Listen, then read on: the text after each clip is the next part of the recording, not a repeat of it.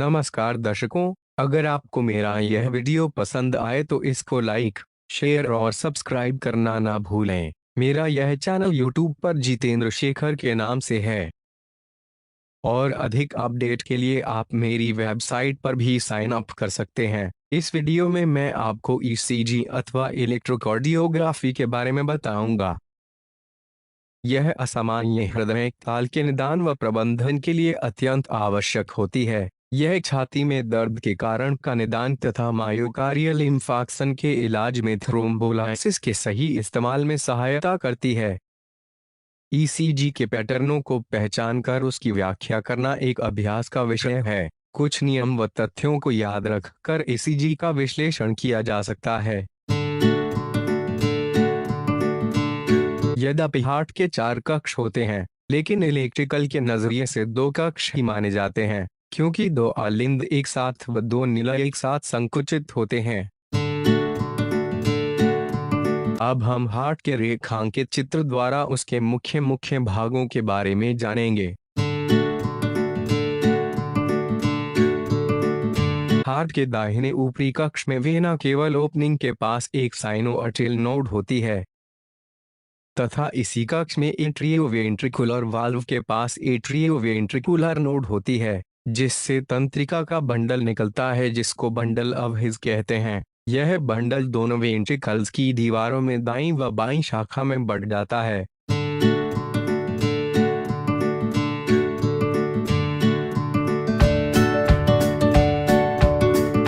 Electrical संकेत प्रत्येक हृदय चक्र में ऐसे नोड से शुरू होकर क्रमशः एवी नोड व बंडल ऑफ हिज पर जाते हैं, जहां से ये संकेत बाईं व दाईं बंडल शाखा में चले जाते हैं।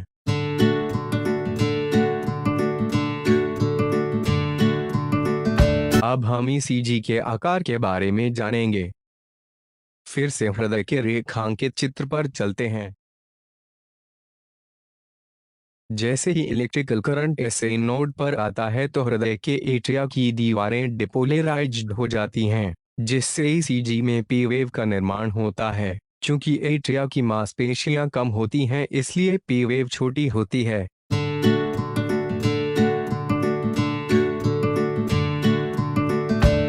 अगले चरण में डिपोलराइजेशन इंटरवेंट्रिकुलर सेप्टम में होता है, जिसकी वजह से ईसीजी के आकार में प्रथम बार नीचे की ओर झुकाव होता है। इसे क्यू वेव कहते हैं।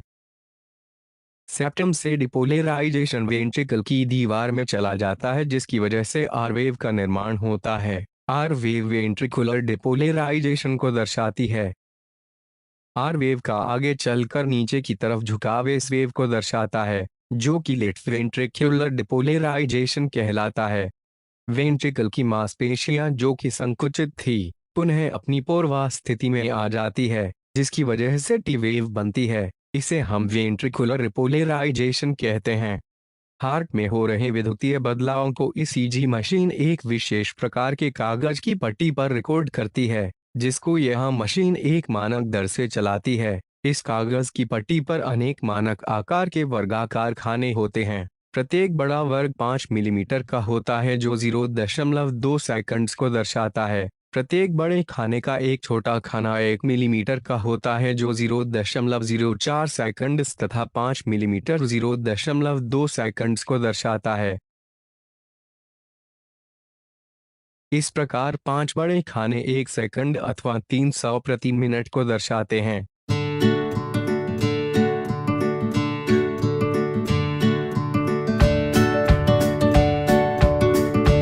अब मैं आपको बताऊंगा कि हार्ट रेट की गणना कैसे करते हैं। उदाहरण के तौर पर हम एक ईसीजी रिकॉर्डिंग के पार्ट को देखते हैं।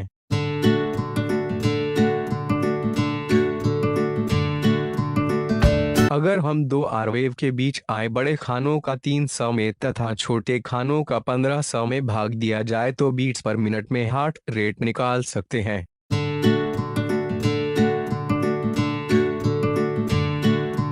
इस उदाहरण में 2 आर वेव के बीच में 4 बड़े खाने हैं। इस 4 का यदि 300 में भाग दिया जाए तो 75 पर मिनट हार्ट रेट निकल कर आती है। इस तरह हम हार्ट रेट की गणना कर सकते हैं। अब हम देखते हैं कि ईसीजी के आकार में इंटरवल्स व सेगमेंट्स क्या होते हैं।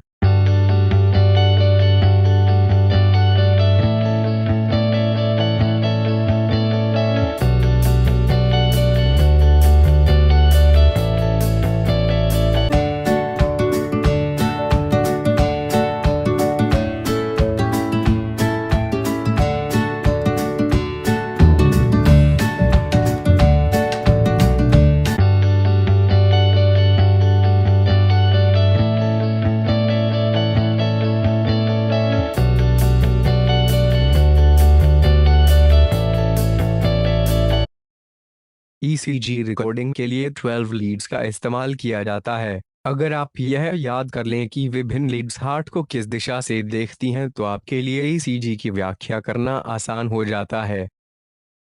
6 स्टैंडर्ड लीड्स जो कि लिम्ब्स से जुड़ती हैं, हार्ट को वर्टिकल प्लेन में देखती हैं। आजकल अस्पताल में chest V leads, limb leads व ईसीजी मशीन कुछ इस तरह की दिखाई देती हैं।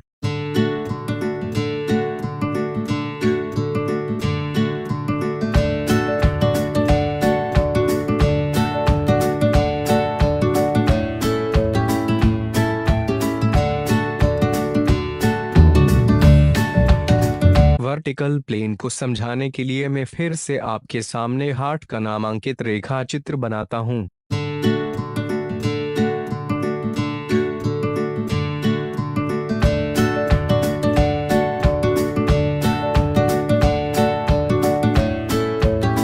लीड वीआर हार्ट के राइट एट्रियम की तरफ देखती है तथा लीड वीएल फर्स्ट व सेकंड हार्ट की बाइलेटरल सतह की तरफ देखती है। लीड वीएफ व थर्ड हार्ट की निचली सतह की तरफ देखती है।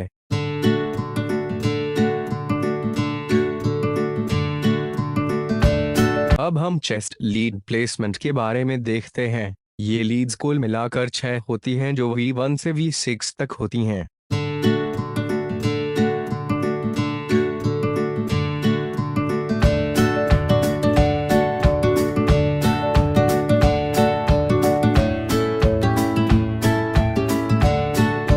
V1 right fourth intercostal space पर, V2 left fourth intercostal space पर, V4 left fourth intercostal space व मिड क्लेविकुलर लाइन पर, V5 left fifth intercostal space व इंटीरियर एक्सिलरी लाइन पर, V6 left fifth intercostal space व mid axillary line पर लगाते हैं। V लीड्स हार्ट को हॉरिजॉन्टल प्लेन में देखती हैं। V1 व V2 हार्ट के राइट वेंट्रिकल, V3 व V4 सेप्टम की ओर, V5 व V6 लेफ्ट वेंट्रिकल की इंटीरियर और लेटरल दीवार की ओर देखती है। ईसीजी की रिकॉर्डिंग से पहले मशीन का कैलिब्रेशन कर लेना चाहिए।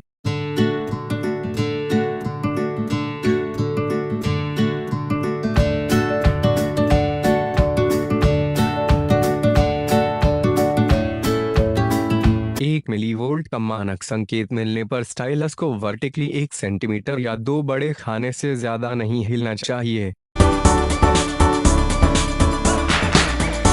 इस चित्र में औसतन डिपोलराइजेशन वेव की दिशा को दिखाने के लिए लीड वीआर व लीड सेकंड का उदाहरण लिया गया है। यहाँ पर औसतन डिपोलराइजेशन वेव की दिशा को एरो से दिखाया गया है। डिपोलराइजेशन वेव जब लीड्स की तरफ जाती है तो स्टाइलस ऊपर की तरफ जाता है और जब वेव लीड्स से दूर जाती है तो स्टाइलस नीचे की ओर जाता है, जैसा कि इन लीड्स में नजर आ रहा है। वेंट्रिकल्स से औसतन डिपोलराइजेशन वेव की दिशा का फैलाव को कार्डियक एक्सिस कहते हैं। इस चित्र में लीड वीआर व सेकंड लीड हार्ट को एक दूसरे के विपरीत दिशा में देखती हैं।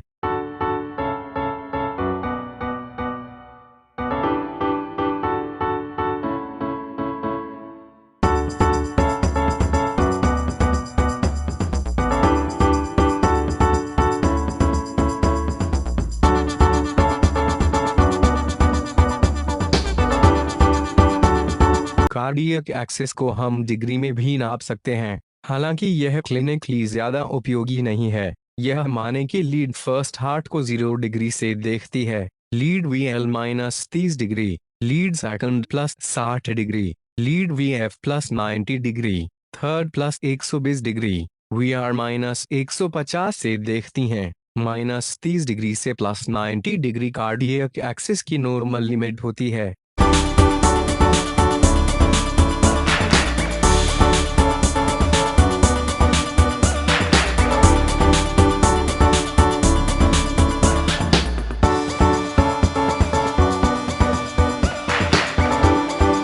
Direction of axis QRS complex के lead first, second and third में देखने पर पता चलता है। नॉर्मली डिपोलराइजेशन वेव का फैलाव इन लीड्स में 11 o'clock से 5 o'clock स्थान पर होता है। आगे देखेंगे कि इन लीड्स में डिफ्लेक्शन मुख्यतः ऊपर की तरफ होता है।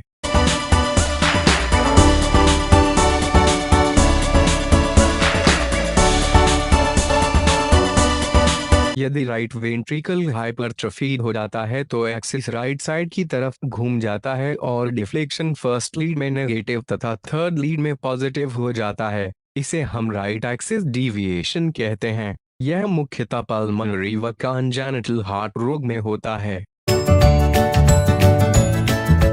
यदि लेफ्ट वेंट्रिकल हाइपरट्रोफी हो जाता है तो एक्सिस लेफ्ट साइड की तरफ घूम जाता है और क्यूआरएस कॉम्प्लेक्स का डिफ्लेक्शन फर्स्ट लीड में नेगेटिव तथा थर्ड लीड में पॉजिटिव हो जाता है।